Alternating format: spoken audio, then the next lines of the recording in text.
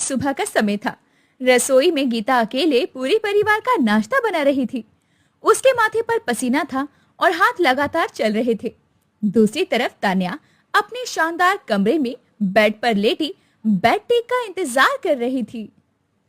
हे भगवान, सुबह 6 बजे से रसोई में हूँ और अभी तक किसी ने मदद नहीं की। तभी राष्ट्रीय देवी हॉल में आकर सोफे पर बैठ जाती है और फिर तेज आवाज में गीता को पुकारती है। अरे ओ गीता, ये क्या, अभी तक चाय भी नहीं आई। जी माँ जी, बस 2 मिनट। गीता जल्दी से चाय बनाने लगती है। उसी समय तान्या अपने कमरे से बाहर आती है, पूरी तरह से तैयार, मेकअप किया हुआ और डिजाइनर नाइट गाउन में। गुड मॉर्निंग मम्मी जी, आज का दिन कैसा है? आओ बेटा आओ, बहुत अच्छा लगा तुम्हें देखकर। आज तुम बहुत सुंदर लग रही हो। गीता, जल्दी से तान्या बेटी की स्पेशल ग्रीन टी लेकर आओ। कुछ ही मिनटों में गीता दोनों को चाय लेकर आती है। मम्मी जी, आपकी चाय, और जेठानी जी आपकी ग्रीन टी। अरे यार गीता, इसमें हनी कहाँ है? मैंने कितनी बार कहा है, मुझे ऑर्गेनिक हनी के साथ चाहिए। गीता चुपचाप वापस रसोई में चली जाती है। उसकी आंखों में आंसू थे, लेकिन वो अपनी भावनाएं छुपा लेती है। तभी राहुल और अर्जुन ऑफिस के लिए तैयार होकर आते हैं। गीता, तुम ठीक तो हो ना? मैं देख रहा हूँ सुबह से तुम रसोई में ही लगी हुई हो।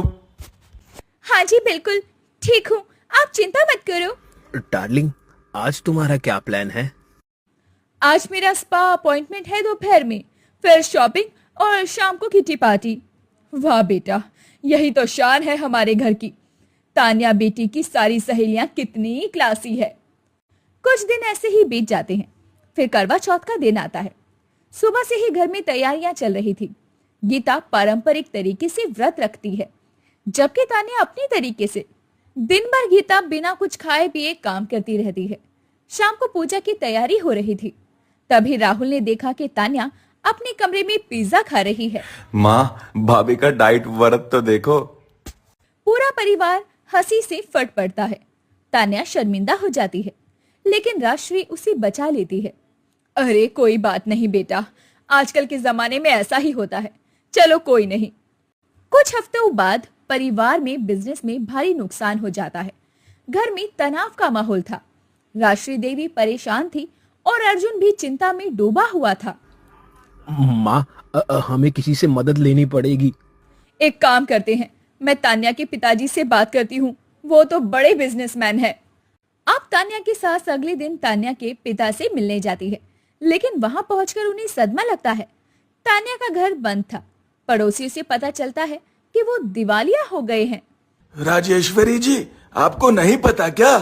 तान्या के पिता तो पिछले 6 महीने से दिवालिया हैं। उन्होंने बेटी की शादी का दहेज भी तो कर्ज लेकर दिया था। अरे बाप रे बाप, ये क्या सुन रही हूं मैं, ये तो हद है। अब वो घर आ जाती है। उसके चेहरा गुस्से से लाल हो जाता है। वो सीधे तान्या के कमरे में जाती है, जहां तान्या मैगजीन पढ़ रही थी। तान्या, ये क्या सच है? तुमने हमसे झूठ बोला, तुम्हारे पिताजी दिवालिया हो गए। मम्मी जी, वो मैं क्या करूं? मैं तान्या, तुमने मुझसे ये सब क्यों छुपाया? क्यों नहीं बताया मुझे सच? क्योंकि मैंने सिर्फ अच्छी जिंदगी चाही थी, प्यार नहीं। मुझे ऐशो आराम चाहिए था। ये सुनकर अर्जुन का दिल टूट जाता है। वो चुपचाप कमरे से बाहर चला जाता है और तान्या की सास भी हैरान थी। पूरे घर में सन्नाटा छा जाता है। गीता, अब हम क्या करें? घर का खर्चा कैसे चलेगा? चिंता मत करो, मेरी नौकरी है, हम मिलकर संभाल लेंगे। अगले कुछ हफ्तों में गीता चुपचाप अपनी बचत से घर का किराया, बिजली का बिल और राशन का खर्च उठाती है और ट्यूशन भी देने जाती है। बेबी जी, छोटी बहू कितनी मेहनत कर रही है, रात रात भर जागकर ट्यूशन देती है। सच में गीता इतना कुछ कर रही है। एक रात अब तान्या की सास की तबीयत अचानक खराब हो जाती है। तेज बुखार और सांस लेने में उसे तकलीफ होती है। तान्या अपनी सहेली की पार्टी में गई हुई थी। गीता, माँ की तबीयत बहुत खराब है, जल्दी डॉक्टर को बुलाओ। हाँ जी, मैं देखती हूँ, आप चिंता मत करो। गीता पूरी रात जागकर अपनी सास की सेवा करती है। उसके माथे पर पट्टी रखती है, समय पर दवाई देती है और उसके पास ही बैठी रहती है। गीता बेटा, तू यहाँ बैठी है, तान्या कहाँ है? माँ जी, आप चिंता मत करो, बस आराम करो, मैं यही हूँ।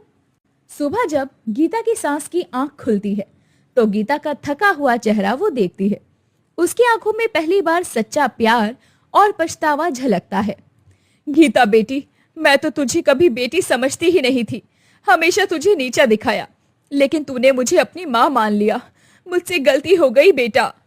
नहीं माँ जी, ऐसा मत कहो, आप मेरी माँ हो और माँ की सेवा करना मेरा धर्म है। ये दृश्य देखकर अर्जुन और राहुल भी भावुक हो जाते हैं। तभी तान्या पार्टी से लौटती है, बिल्कुल बेपरवाह और बेमिसाल अंदाज में। अरे क्या हो गया, सब इतने सीरियस क्यों हो?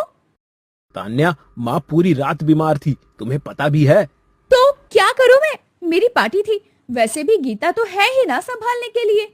बस भी करो तान्या, अब बहुत हो गया, तुम्हारा ये रवैया बर्दाश्त नहीं होगा इस घर में।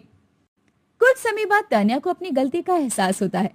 वो अपनी सास के पास जाकर कहती है, माँ जी, मुझे माफ कर दीजिए, मैंने सिर्फ दिखावे को अहमियत दी, लेकिन अब मुझे पता है कि असली खुशी कहाँ है। हाँ माँ जी, आप इन्हें माफ कर दीजिए, परिवार में सब बराबर होती है, ना कोई अमीर ना कोई गरीब, सब एक है। उस दिन के बाद से घर का नया माहौल बन जाता है। दोनों बहुएं मिलकर काम करती हैं। तान्या ने अपना अहंकार छोड़ दिया और गीता की सादगी को अपनाया। भाई सच कहूँ तो पहले मुझे लगता था कि अमीरी में ही खुशी है, लेकिन अब समझ आया कि रिश्तों की कीमत सबसे बड़ी होती है। भैया, भाभी ने मुझे यही सिखाया है, उन्होंने कभी शिकायत नहीं करी, सब कुछ प्यार से संभाला। कुछ महीनों बाद घर में फिर से दिवाली आती है। इस बार दोनों बहुएं मिलकर पूरे घर को सजाती हैं। महंगी लाइटों की जगह दिए जलाई जाती हैं। गीता देखो, मैंने कितनी सुंदर रंगोली बनाई है, तुमने सिखाया था, याद है? वाह जेठानी जी, बहुत खूब बनाई है, अब तो तुम मुझसे भी अच्छी बना लेती हो। मेरी दोनों बहुएं कमाल की है, भगवान ने मुझ पर बहुत दया की है, शुक्र है ऊपर वाले का। रात को पूरा परिवार साथ बैठकर दिवाली मनाता है। तान्या का बेटा अब तान्या की सास की गोद में था। सब हंस रहे थे और खुश थे। राजेश्वरी जी, आपका परिवार देखकर दिल खुश हो जाता है। सच में परिवार हो तो ऐसा। शर्मा जी, मुझे समझ आ गया कि सोना चमकता जरूर है, लेकिन असली कीमत तो लोहे की होती है, जो मेहनत से काम आता है। सही कहा बीबी जी, छोटी बहू ने तो कमाल कर दिया, उसने बिना कुछ कहे सब बदल दिया। उस रात सब साथ बैठकर खाना खाते हैं। तान्या और गीता दोनों ने मिलकर खाना बनाया। राजेश्वरी देवी सबको खाना परोसती है। मजा आ गया, आज का खाना तो जबरदस्त है। तान्या, तुमने तो बहुत अच्छा खाना बनाया है। ये सब गीता ने सिखाया है, उसके बिना मैं कुछ नहीं कर पाती। नहीं जेठानी जी, तुमने मेहनत की है, अब तो तुम बहुत अच्छा बनाने लगी हो। भाभी, याद है पहले आपको रसोई में जाना बिल्कुल पसंद नहीं था, और अब देखो। सब हंसने लगते हैं। खाना खाने के बाद पूरा परिवार छत पर जाकर आतिशबाजी देखता है। तान्या का बेटा तालियां बजाता है। आज मुझे लगता है कि मेरी जिंदगी पूरी हो गई, मेरे पास सब कुछ है, 2 बेटे 2 बेटियां और एक प्यारा पोता। माँ जी, मुझे माफ कर देना और बहुत बहुत शुक्रिया कि आपने मुझे दिल से अपनाया। मैं दोबारा कोई गलती का मौका नहीं दूंगी। माँ जी, परिवार तो ऐसा ही होता है, गलतियां होती हैं, लेकिन प्यार से सब ठीक हो जाता है। माँ, हम बहुत खुश नसीब है कि हमें ऐसी बहुएं मिली। रात के अंधेरे में दियों की रोशनी चमकती है। परिवार साथ खड़ा था, खुश और संपन्न। अब तान्या की सास ने सीखा कि अमीरी और गरीबी सिर्फ पैसों से नहीं आंकी जाती, असली अमीरी तो दिल की होती है। गीता की सादगी और ईमानदारी ने परिवारों को जोड़ दिया और तान्या को अपनी गलतियों का एहसास हुआ। अब वो सब एक थे, एक परिवार, एक इकाई, जहां प्यार और सम्मान सबसे ऊपर है। ये कहानी हमें सिखाती है कि सच्चा रिश्ता पैसों से नहीं, दिल की सफाई से बनता है, और जब परिवार साथ हो तो कोई भी मुश्किल आसान हो जाती है। दोस्तों, अगर आपको ये कहानी पसंद आई तो इसे लाइक करें, शेयर करें और कमेंट करके बताएं कि कहानी में आपको सबसे अच्छा क्या लगा।